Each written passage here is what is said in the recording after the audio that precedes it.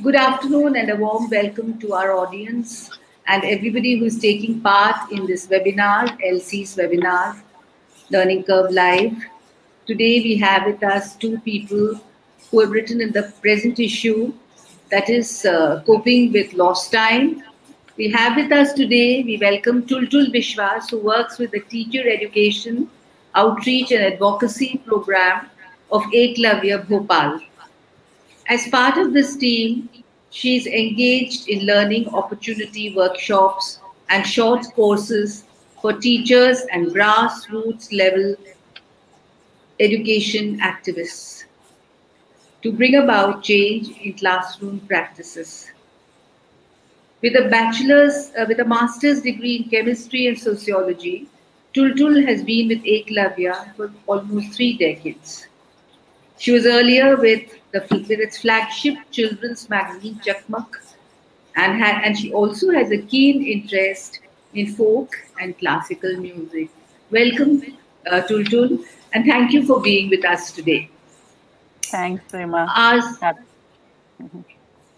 Our second speaker doesn't really need an introduction to any of us, but for the people who are seeing for the first time, let me introduce Hriddaykant Devan, known to all of us as Hardy, who has been working in different capacities in the field of education for over 40 years. He currently works with the translation initiatives of Azim Premji University, Bengaluru. He is a founder member of Eklavya Bhopal and is educational advisor to the Vidya Bhavan Society, Udaipur. In particular, he has been associated with efforts in educational innovation and modification of state educational structures. Welcome, Hardy. Thank you very much for sparing the time.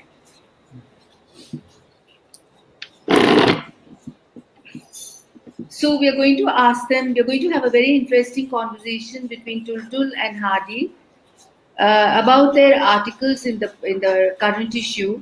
And I'd like Tultul perhaps to begin the discussion. Thank you. Thank you, Prema.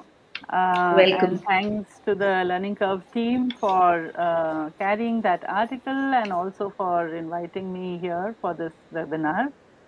And warm greetings to everybody who are here today for this discussion. Hello, Hardy. Yeah, one of the things that Hardy and I were discussing when we talked about this webinar was also the fact that, we need to acknowledge that the context has changed quite a bit from when we wrote these articles and the time when it was published and the time when all of us were waiting for schools to reopen and trying to emphasize the reopening of schools and also preparing as to what all needs to be done when finally the schools start functioning and children start coming to the schools. Things have changed now, and we know that schools opened for a bit, and now with the steady rise in Omicron cases and other COVID cases, they are shutting down again. And in a number of states, Delhi, Bihar, Jharkhand, West Bengal, Punjab, Odisha, and Mumbai as a city, schools are again back to closing. So, so things are very different, right? So that is something that we need to acknowledge at the onstart, and we need to think about the whole issue as not of schools reopening after a long closure of 16 to 18 months, but rather, we need to refocus and look at the whole scenario as the pandemic comes back in cycles, and it seems that schools may need to shut and then open and then shut again and reopen, and for all we know, this might be happening over and over again. So one of the things that concerns us is what does this discontinuity means for education? This whole thing of um, uh, open close kind of a scenario. We've all, working in education, we've all faced and believed or questioned or lived with this popular premise that children who are regular to school would definitely learn, unless, of course, they are faced with some specific challenges. Attendance and regularity have been seen as of great importance and linked to even appearance of children in board exams and so on. So that is the level of importance given to attendance and regularity. And now the scenario is that school itself is forced to become irregular. So how do we adapt to this situation? How do we reimagine the entire educational process in this new reality? That is a question facing us. And right now, I think I will just leave that question, park that question with all of you to ponder upon as we proceed with today's discussion. If time permits, we would try and come back to it and collectively see if we can find some answers to it. But it right now it's just a big question in front of us. Now looking at the issue of reopening schools, there are what does this situation offer to us?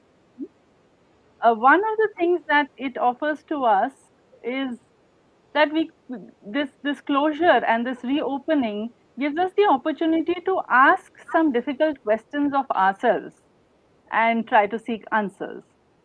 And the other thing that it offers to us is to bring to forefront some of the issues that we feel are very important, and we feel that not only in terms of opening of schools after a closure, but also in terms of what education means to us and what is the kind of education or the quality of education that we are uh, striving for. What are those issues that can be brought into the discussion? These are the kind of possibilities that this situation lays open in front of us. For example, one of the difficult questions is that why is it that the children who needed face to face education most, the children who study in the primary schools, are in the 6 to 14 age group, are from the most deprived sections of society? Why is it that schools were opened for them the last? And why is it that as a society, we accepted this and of course, there were voices raised, but they were like, very scattered and not as uh, loud and clear as it should have been. So, why is it that as a society, we allowed this to happen, that the most needy children were able to come back to the folds of education, a meaningful education, face-to-face classes, the last? That is something that concerns me and worries me, is that why was this never a matter of national attention and national concern? That is a question that deeply uh, touches me and pinches me rather. Uh, the second thing is that these questions are something that we need to talk about and we need to think about, because again it is linked to the cyclical nature of this virus and its evolution, and so we might be faced with these situations again and again. So it's important to raise these questions today and talk about them and come together on them, so that we are able to prepare ourselves better for times to come. The other thing is something that I have talked about in the article. So those who have read the article are familiar. I would like to present it here a little more. Is the emphasis on the affective domain and the kind of place that it needs to be given in the process of schooling. Uh, so here, what I mean to say is that treating children as human beings first, and uh, also teachers as human being first, and later as teacher and taught. You both children and teachers, and giving space to a kind of relationship between them, developing and nurturing a kind of bond between them that connects them beyond just the processes of teaching and learning, uh, reading and writing, and foundational numeracy, and science and maths and everything else. This to me is very important, because what I find is that I'll just share a pandemic experience. There was this teacher who was making phone calls to the students as assigned to her. And so she narrated once that she made by some mistake, she made a WhatsApp video call to one of the students. And this little girl was so delighted to see the background of the teacher and asked the teacher, ये आपका kitchen है, आप मुझे अपना घर दिखाएंगी? And then the teacher somehow, lady, sensitive lady who, just took on those questions from the child, and she took around the child through her home, showing her whatever she wanted to. And this child then talking to her friends, and all the children wanting to connect with the teacher as a person, as a human being who has a life, who has a background, who has a kitchen, who has a home, who has a garden, whatever, and not just as somebody who teaches me this subject or that subject. Now, this teacher was so delighted, she, by this exchange, that she made it a point to make video calls to all the number of children assigned to her, because it just because it just felt so different. Her connection with the students was so different. And soon after, the children were very after this, they were back to their all questions of science में ये question हमसे नहीं बना, ये वाला worksheet में हमको दिक्कत आई, all of that. But now the conversation was of a very different level. So that connection between children and students is something that needs to be brought into center stage, I feel. That is something that I would really like to emphasize and talk about. The second thing is the importance of paying attention to what children have gone through in this closure times. And the fact that a number of studies have told us that children have lost a lot in terms of academic learning, in terms of confidence, even in terms of children knowing something and yet believing that they don't know. So a lot of children have shared that, हम ये भूल गए, हम वो भूल गए, and slowly when they start working on it, you realize that ऐसा नहीं है कि सब कुछ भूल गए हैं. But the fact that the confidence of knowing is lost. Yet, they have gone through a lot of ups and downs in these times.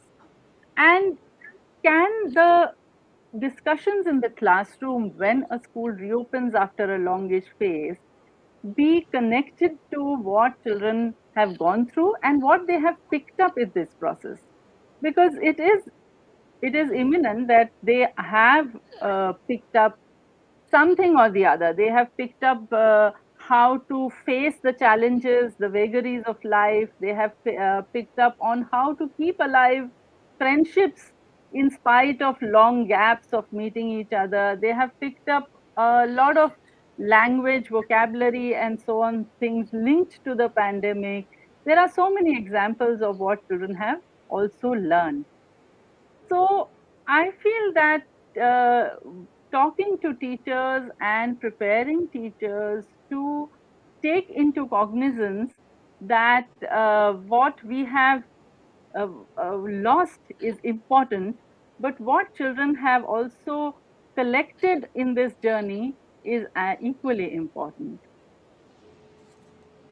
One of the last things that I would stress on, which I touched upon briefly, is the fact that even teachers have gone through a lot of stress. Even teachers are human beings and they have gone through a lot of stress, a lot of losses in this phase, and a lot of fear and apprehensions with which they come to the school. They get out of the house and come to the school and go about with the various different roles and responsibilities that are entrusted on them.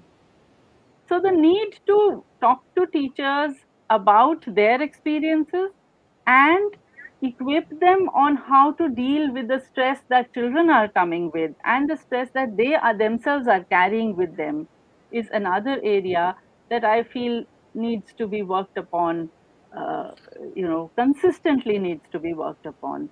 Because again, given the nature of this pandemic, the stress is not gone away. The stress is keeps coming back again and again. So this uh, uh, uh, need of working with teachers on handling their own stress and tensions and that of students is something that is very, very important. Uh, I will stop here, and I think I would request Hadi to talk on some of the points that he would like to make, and then we can have a discussion.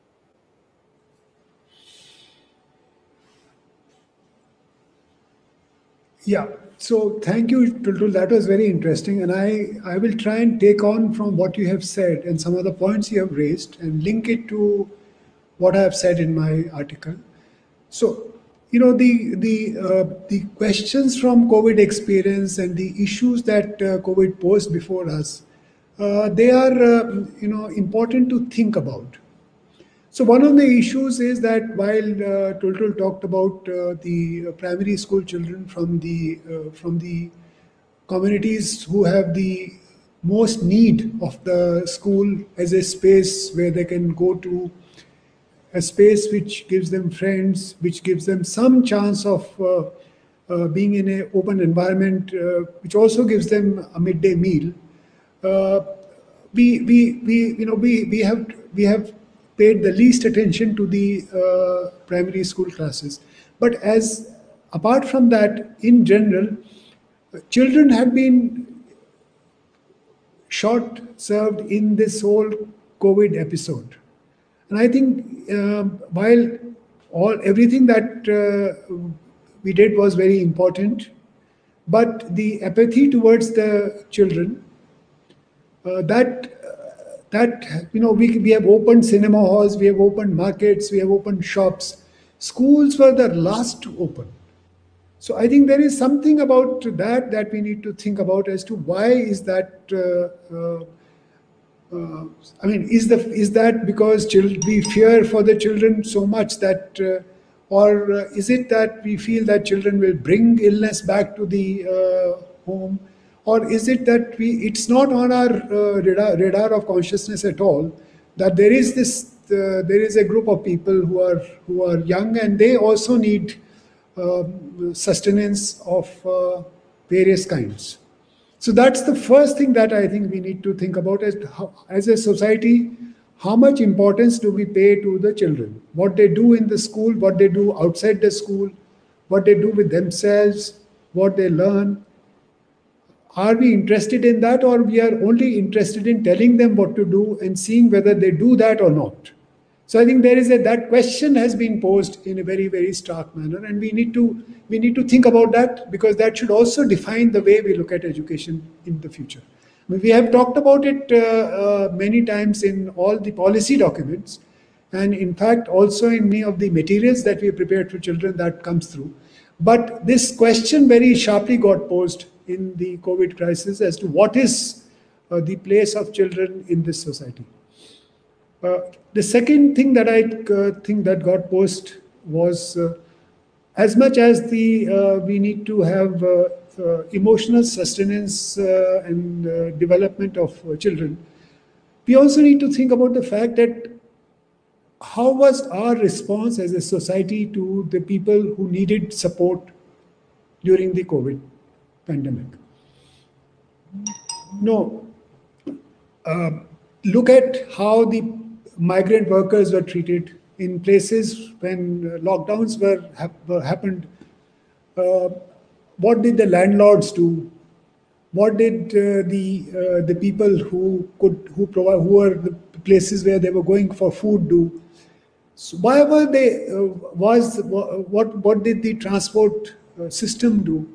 So why did so many people have to trudge back for in the ways they did?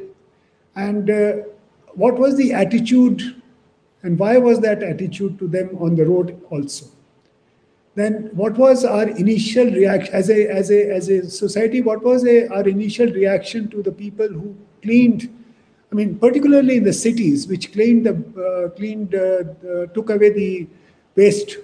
And what was our attitude to the doctors and the nurses when they came back to the flats from the hospital? So I think we need to think about that as well. That are we actually talking about a society which is purely looking for education as a means for personal development, as a society where each individual is looking for herself, only herself, and using everyone else as a resource to survive?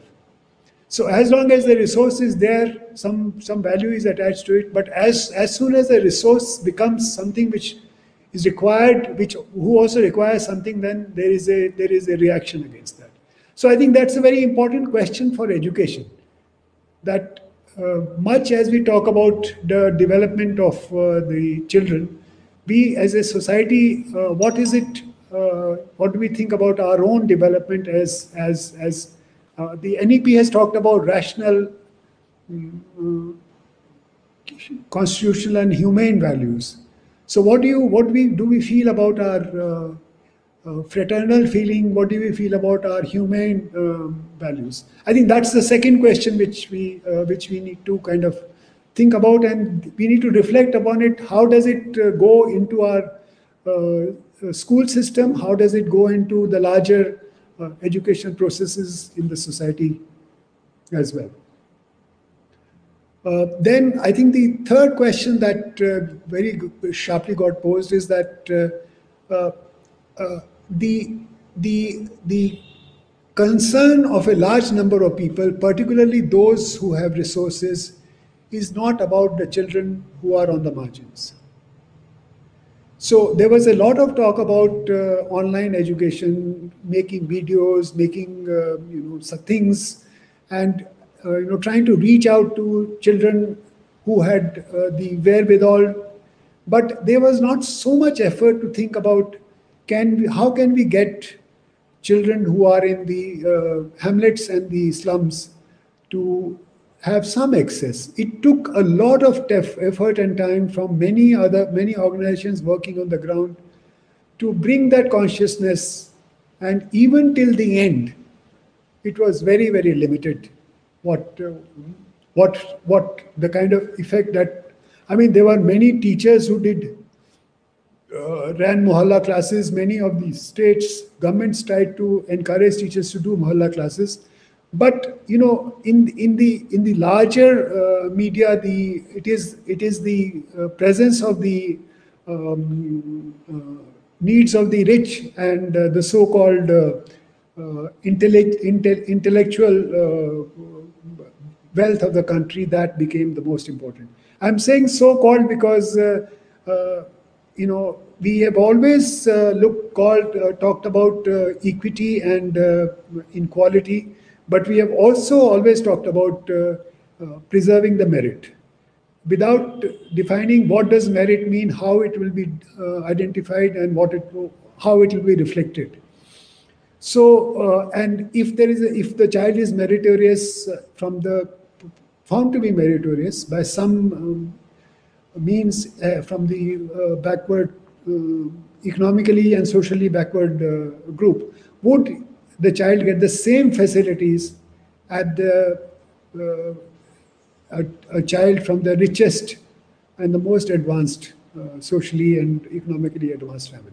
So we need to think about that as to what is our actual attitude to these questions, because there was a lot of clamor about the loss of children from the middle class and the fact and the elite, and the fact that we must do online classes, but no sense of saying that we should try and see whether we can open schools. I think that's the third question which has got posed, and we need to think about that. And we need to also think about the fact that we have also seen some amount of use of technology. Some of it may be for the good purposes, and it may be advantageous. For example, this conversation we are having is also a use of technology, and it makes possible that a lot more people can share ideas in some marginal ways. But we must understand that when we talk about schools, particularly primary schools, and also secondary schools and senior secondary schools, if you think in terms of universalization of education, that the use of technology is only going to excavate the gap and a divergence of resources available to two sets of children. And that needs to, that gap, which is already too much, is going to further increase. And therefore we need to think about how does one use technology, and what way do we use technology so that it does not make the task of learning for the children from poor, economically, socially backward communities even more impossible. Because we will set standards, as Tultul talked about, assessment from some ideal expected. We will not set them from the resources and the opportunities available to most children in our. Can I interrupt here? We have some questions for both of you. Shashi? Sorry, sure. Yeah, sure. We will take the questions. There are others, so it will be.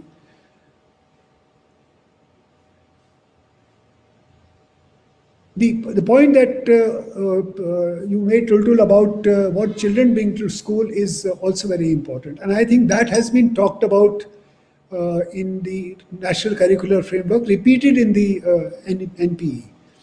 That, when we talk about what is to be done in the classroom, when we talk about curriculum, syllabus, teaching materials, textbooks, all those are subservient to the knowledge that the children bring to the classrooms. And all processes in the classroom have to be informed by what the children know, and we understand that is the surest way to help the child learn.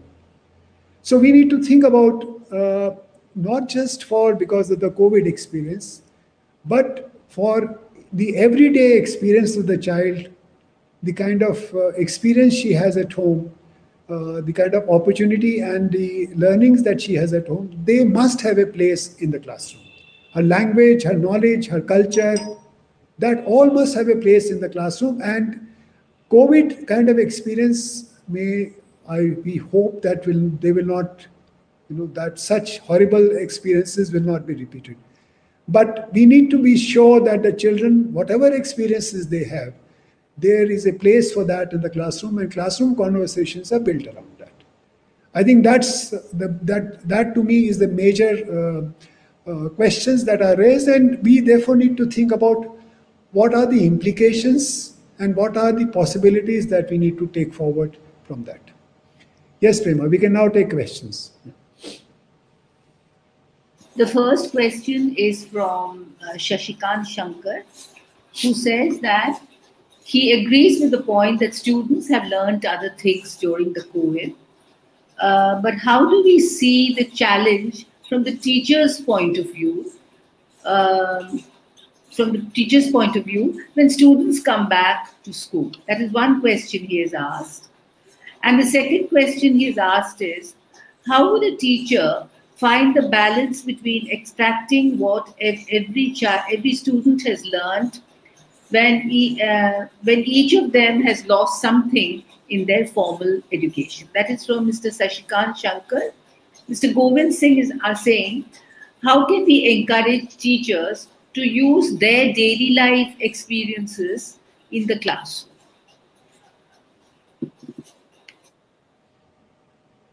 Okay. I'll start, Hadi, and then you will add. Yeah, please start. Yes. Yeah. Okay. So thanks, Shashikantji and Govindji, for the question. Yeah, I can understand that there is a challenge from the teacher's point of view, and empathize with it.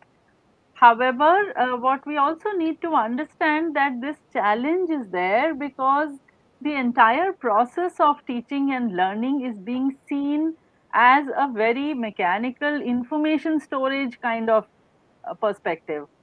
If we look at learning and teaching as something that happens in between these two people, the teacher and the student, and in between a student and the other students also, between the peers also, then and also something that is not transferred, not something that the teacher knows and has to transfer, and then the child has to remember it and then recall it when required. And so when they are not able to recall it, it is seen as a loss. If we shift from there and try to see it as a process that is ongoing and is built through a kind of shared interaction between the entire classroom, then things open up. And once things open up, see, the thing is that you talked about the balance between extracting what the child knows or what each child knows, and also finding out what they have lost.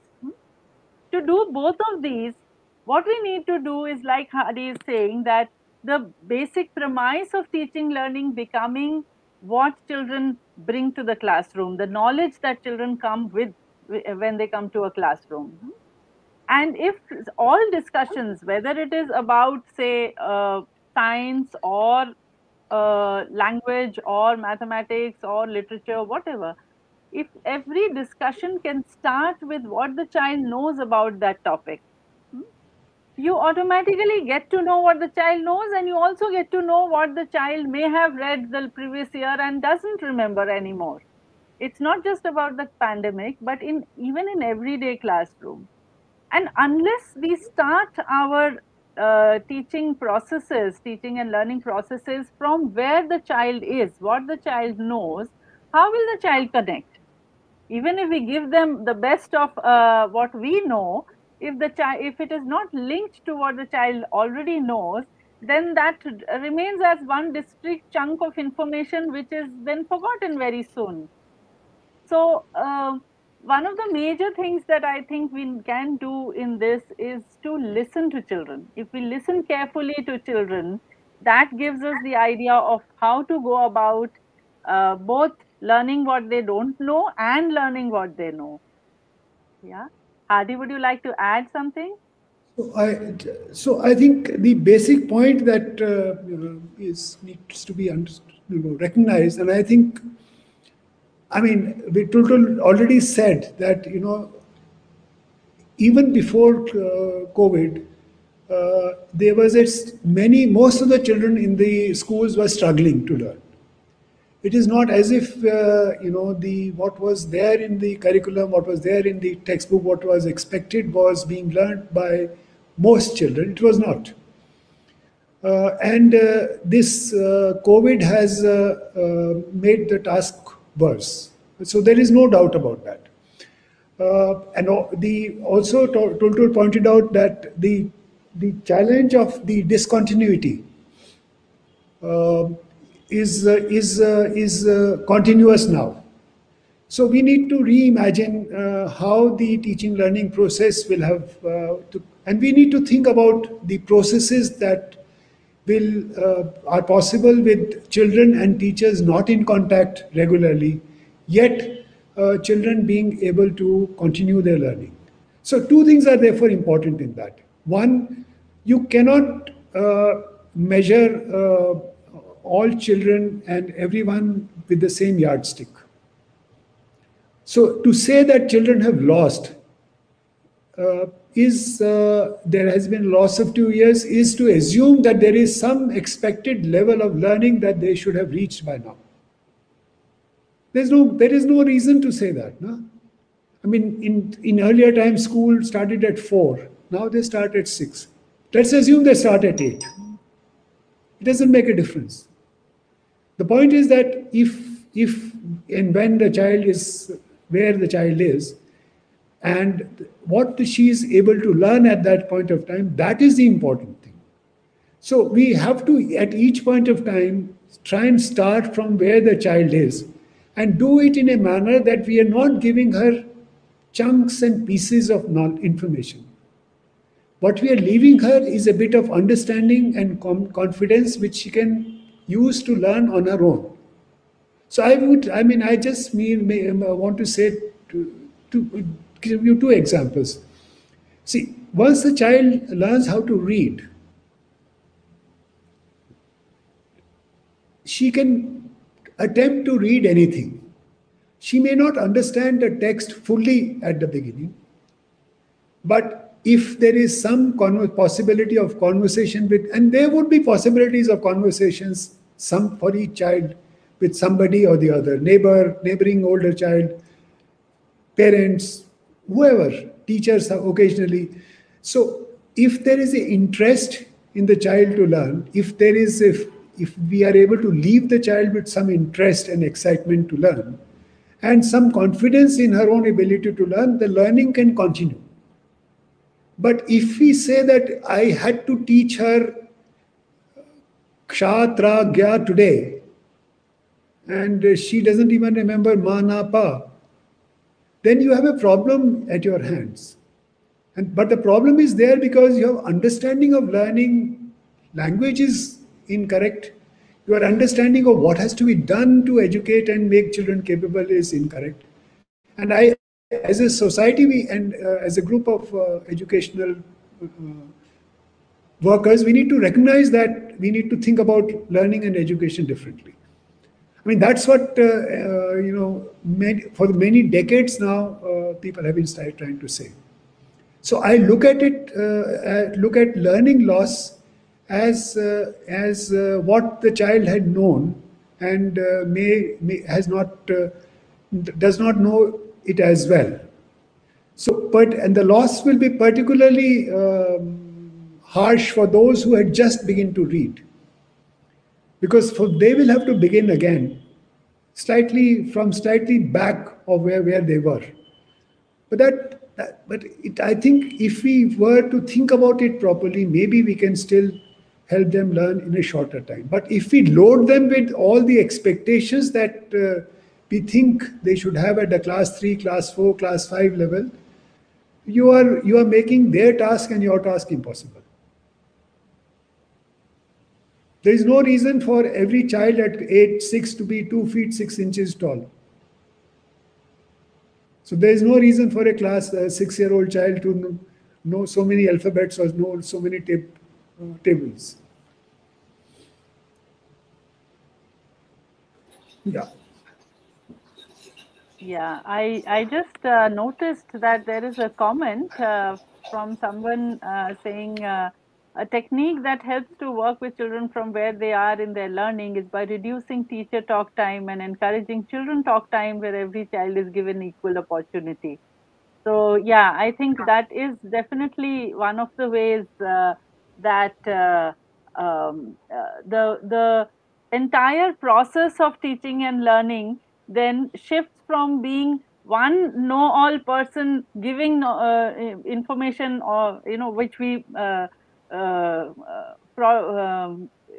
call education, call knowledge by mistake, and transforms that entire situation into a classroom where everybody is sharing and learning from each other. All the children are also sharing and learning from each other. So thanks, Chitra, for that comment. Yeah. So Hadi, just to take it forward, you've also written in your article about this, you've juxtaposed two terms. One is ability and the other is information storage. So I was just thinking that maybe in connection to what we just discussed, if you elaborated a little more on the abilities that you are thinking about. Before that, can I just interrupt this interesting conversation for a question from Kairali Nair, who says, any suggestions for children with special needs?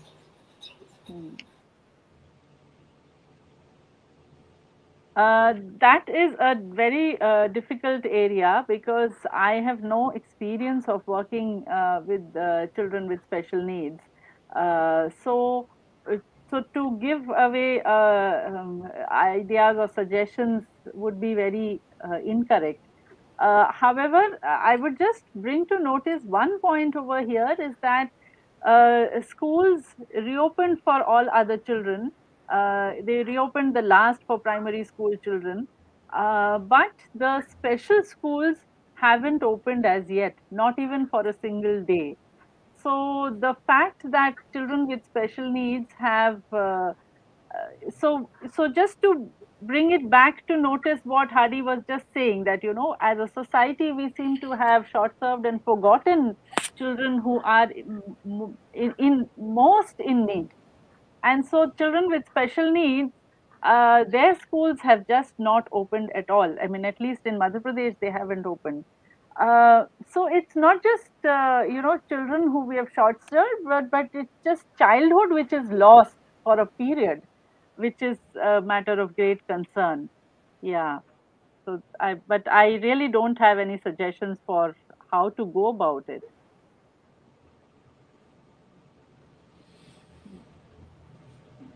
So I'll come back to what you said, Tultul, and also look at, I think Shashikant ji had also a very supplementary part to it, which is an important part.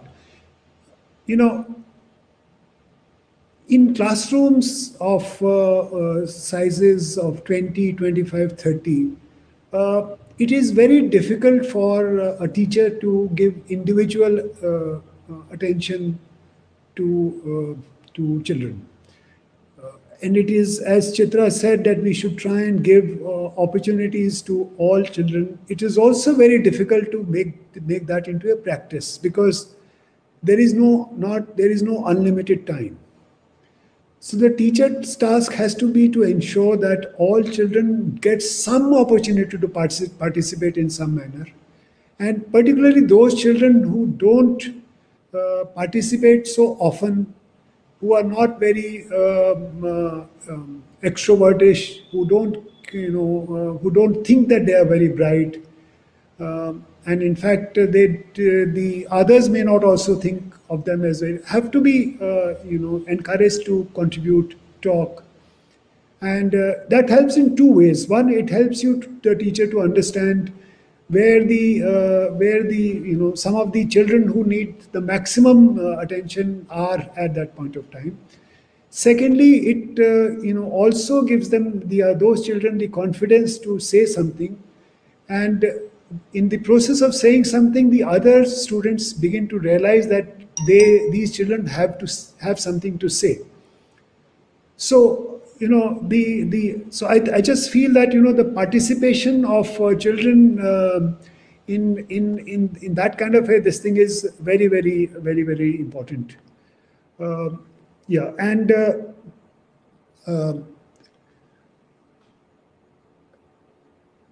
abilities, to my mind, Tultul, mean that I have the ability to read a text and understand.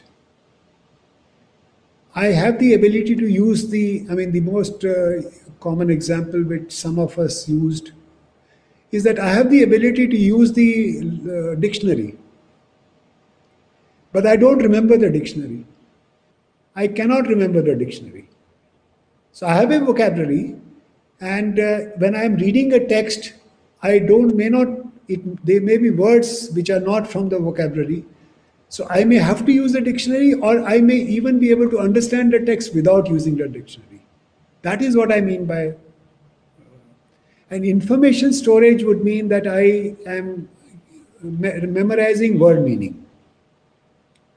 In tables, for example, in mathematics, for example, I memorize the fact that you write the numbers in columns, in specific boxes. Then you add column-wise, whatever comes at the bottom. If there is more than 10, you take one on top, and then. So I call that information of the process. Without understanding that you are adding numbers, and that you can do it in many different ways. And this is just one of the ways to use this algorithm. And it is an efficient algorithm. And addition is done for a certain purpose, and those purposes come from our lives. So that's what I would say.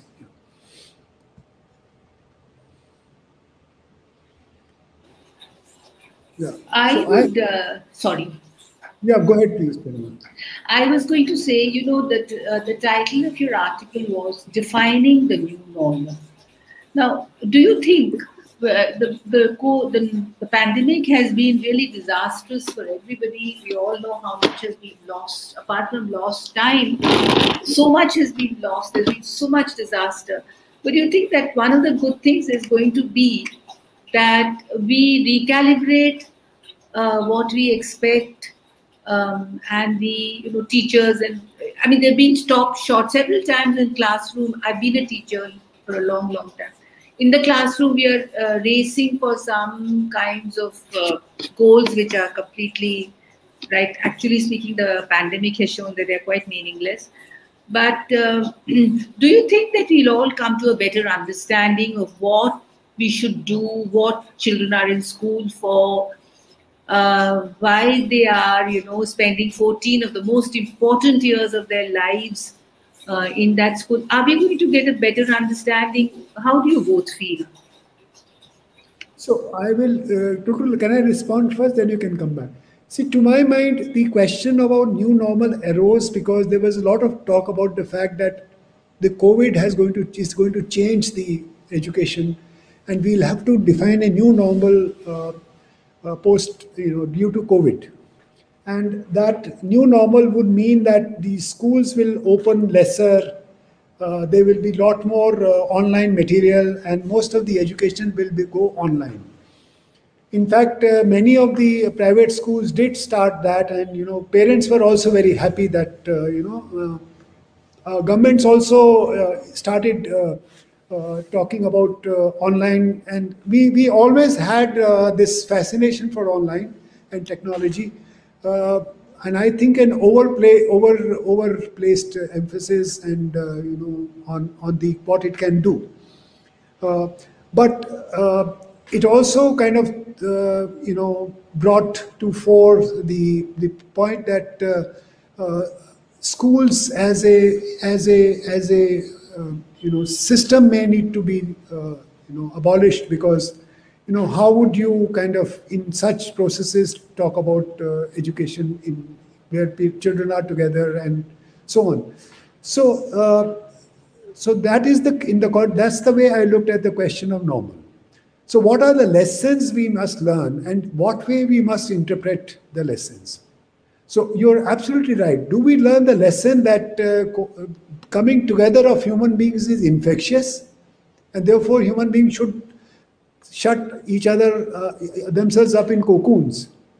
Or we should understand that the best lessons of COVID are the fact that people survive because of the cooperation and support from others, and that in spite of the fact that there is infection, it is the cooperation that is the essential feature of human societies and human beings.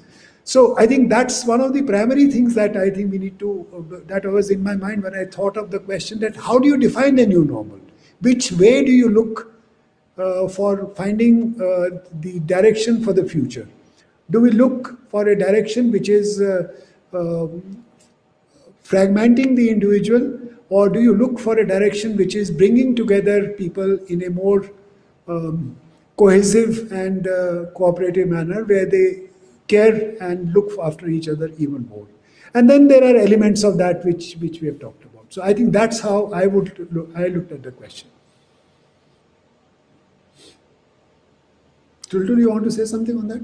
Yeah, I just taking on from what you have said, I would just add, Prema, that the questions are not something that are new because of the pandemic situation. The questions and even the concerns are something that have been part and parcel of our thinking and looking and working in the area of education for a long time. And so whether these questions of how education is able to nurture the constitutional values, how education is able to bring in this idea of, education itself is something that I feel happens when people come together. It doesn't happen or sitting, you can do some reading and some, you can also do learning sitting by yourself, but it really flourishes when people come together and share and exchange.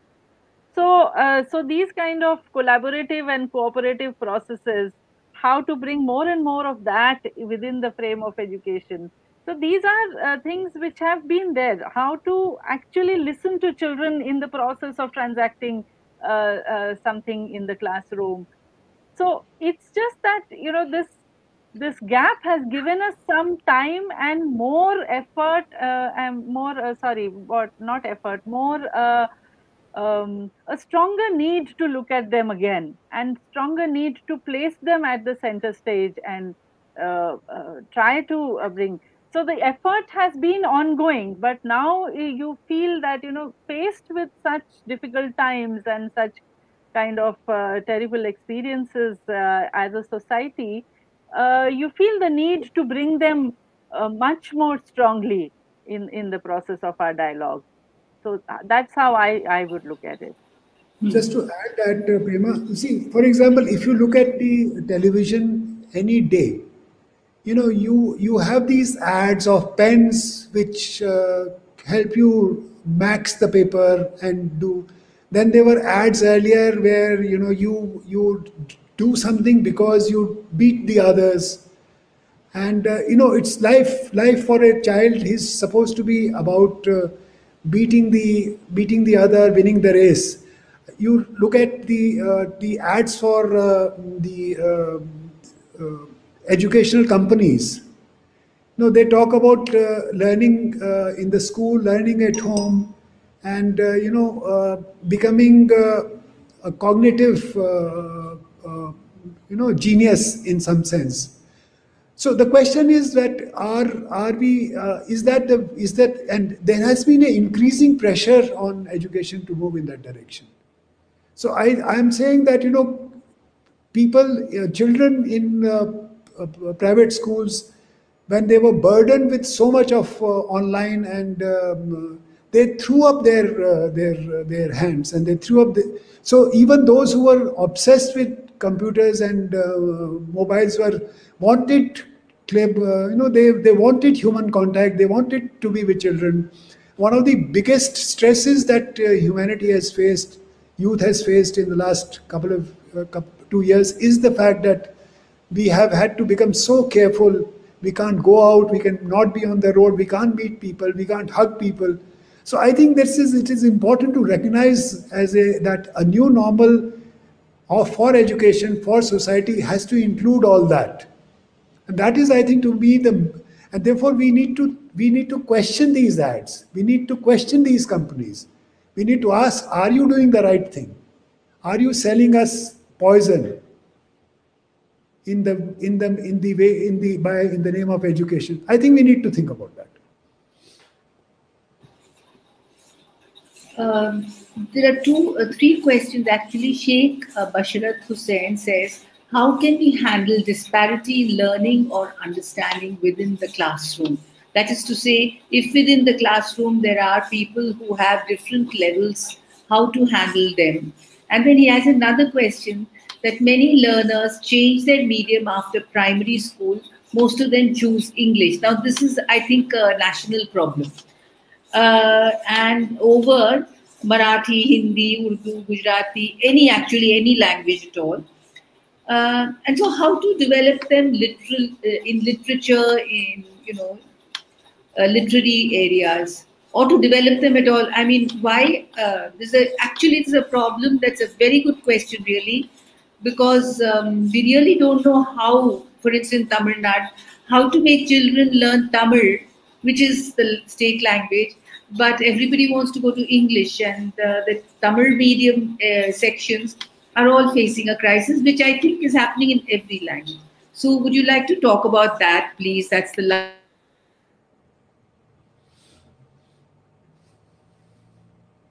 Tultul, yours. Yeah, so if we take the first question that Mr. Hussain has asked, I would just like to say that, when we talk about a classroom, say we talk about a class standard third or fourth or fifth, even within standard third or fourth, all children are not at the same level. Na? There are already children who are at very different levels, and we need to take that into cognizance in our planning of how to teach the classroom. So this is not something new that is happening just now.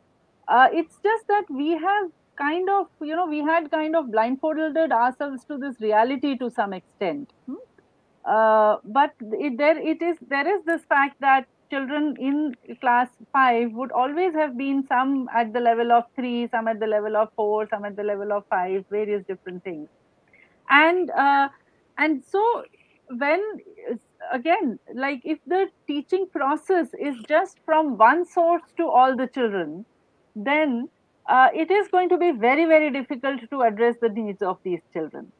However, if children are encouraged to learn in groups, if there are tasks which can be designed so that small tolis are made where children do some work together, discuss among themselves what they are doing, try and help each other, correct each other, then a lot more. So what happens is that the teacher has to do a lot more of background planning and tayari for this kind of a classroom.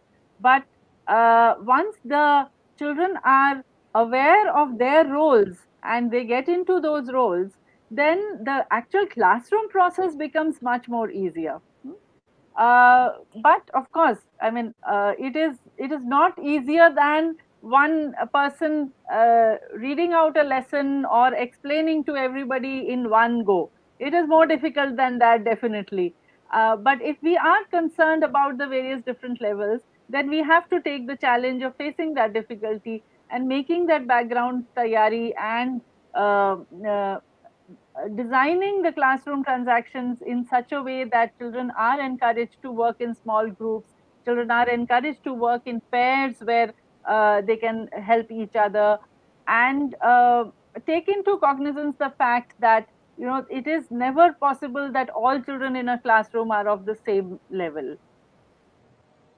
So, Tultul, just want to add one thing to this. See, the problem is to try and understand what do we mean by level.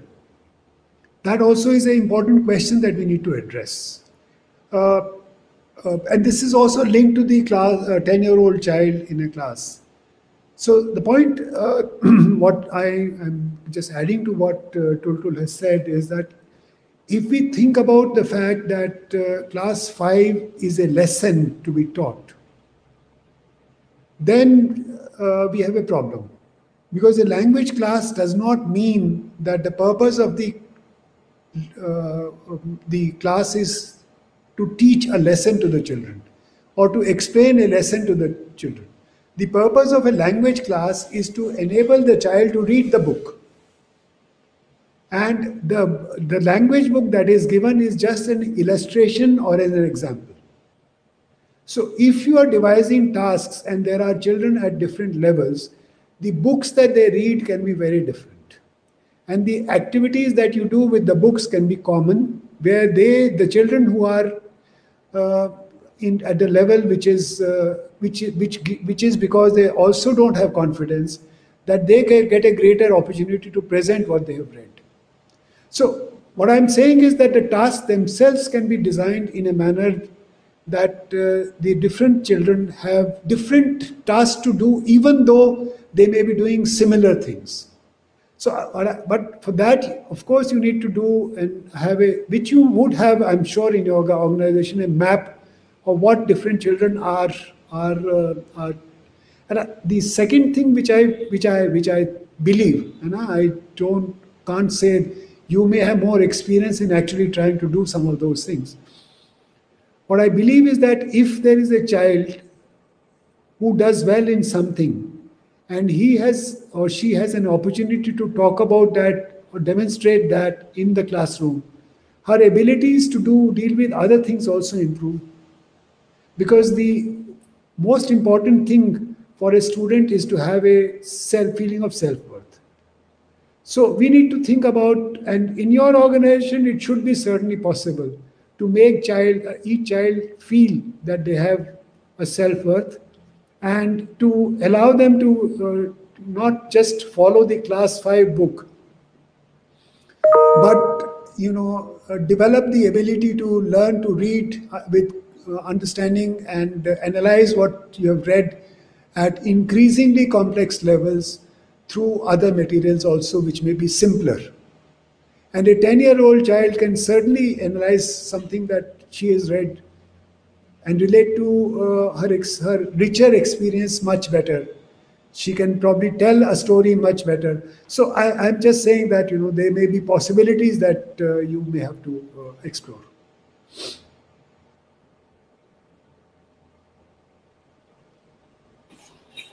Unfortunately, we have come now to little over 5:30, and we have to close this very, very interesting discussion. The one question that I think personally I would have very much liked to know is, how can we increase the interest in the regional languages? But I think we don't have time for that just now. And whether going forward, we should in fact take every effort we can to interest our children in the regional languages along with English or anything else. But I think we don't have time for that. I want to thank you both for this extremely interesting discussion, for being present with us today, and making us all think and helping us to put the child at the center of the teaching learning experience. Because over the years, various other things have taken center stage: marks, ambitions of parents, ambitions of teachers, reputation of the school, all these things which are actually extraneous have taken precedence over the person for whom we are all working, which is the child herself. And so we're so happy, Tultul and Hadi, that you brought this out very, very clearly indeed, that the most important person in the classroom and the whole system and process is the child, for whom we are all working to bring out the best in the child and the teacher and help them both to achieve what they need to achieve. Thank you very much, the audience also, for patiently listening to us and being here for us. We welcome you back on the 2nd of February for the next issue of LC Live. Thank you very much, all of you. Thank you, Prema. Thank you. Thank you, Pleasure. all of you.